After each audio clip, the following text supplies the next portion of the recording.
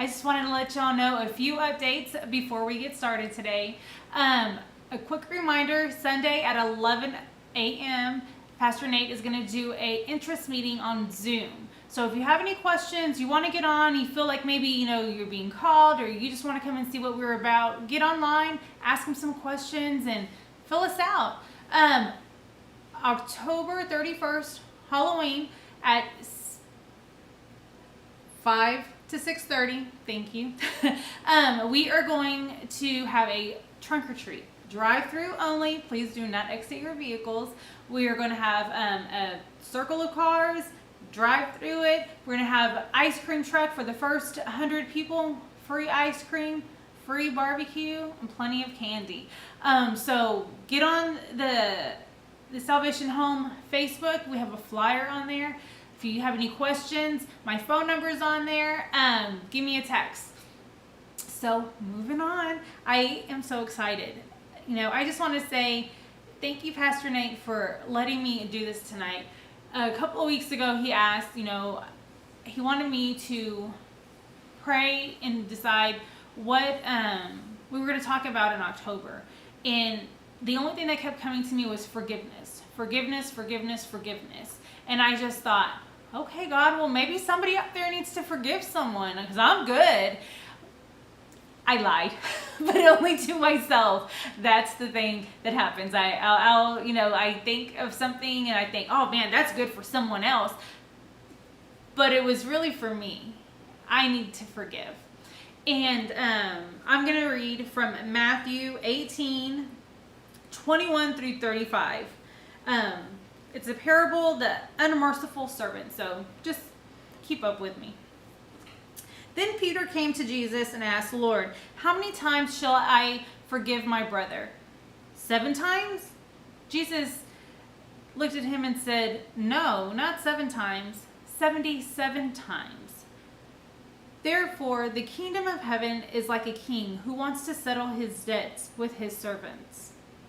As they began to settle, a man who owed him 10,000 talents was brought to him. Since the man was not able to pay, the master ordered that he be sold, him, his wife, and his children, and all they owned to repay his debt. The servant fell on his knees before him. Be patient with me. I'll pay you back everything. The servant's master took pity on him, canceled his debt, and let him go. But then the servant went outside and found a fellow servant who owed him 100 denarii, and grabs him and began to choke him. Pay me back what you owe me. The fellow servant fell on his knees and begged, be patient with me, I'll pay you what I owe. But he refused. Instead, he went off and threw the man in prison until he could pay back his debt. When the other servants saw this happen, it bothered them. They were with great distress and went and told their master everything that had happened. Then the master called the servant in. You wicked servant, he said, I canceled your debt, and because you begged me, I felt sorry for you. Shouldn't you have showed mercy to that fellow servant just as I did you? In anger, the master turned him over in the jail and tortured him until he was able to pay back what he owed. This is how my Father in heaven will treat each of you unless you forgive your brother from your heart. Now, I had to read all of that, and I had to read that 100 times, not for somebody else, but for myself. And I know I'm not the only one that can close my eyes and think of an incident or think of a person that has hurt me or hurt my family. And as many times as I have asked the Lord, please God, forgive me for my sins, and he's forgiven me, and I know that he's forgiven me because I have peace with it. I cannot look at somebody else and say, no, I don't forgive you.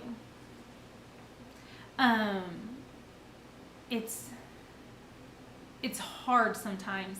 I know that some things have happened.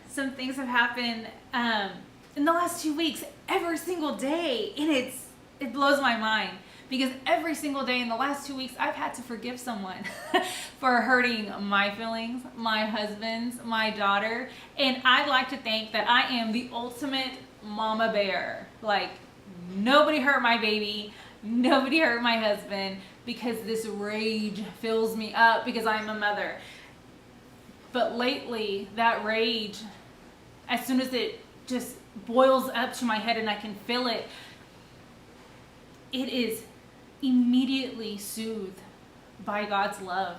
And He calms me and He tells me, no, stop. You're my daughter. You don't act that way. And it's a constant reminder. Today I had someone text me, I remember when you said that. You're my daughter and you don't act that way. That is not the reminder I wanted today.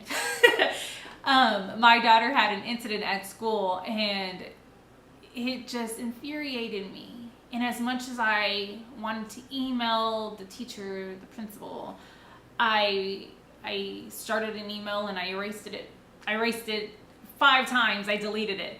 But that's okay, because God was working on me to forgive the teacher, forgive the incident that happened.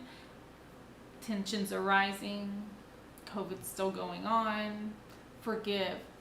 I need to put myself in their place. It's maybe not a right place, but I need to forgive. I need to talk patiently and kind to others. If the Lord is going to forgive me, I know He wants me to forgive those that have hurt me and that have hurt my family.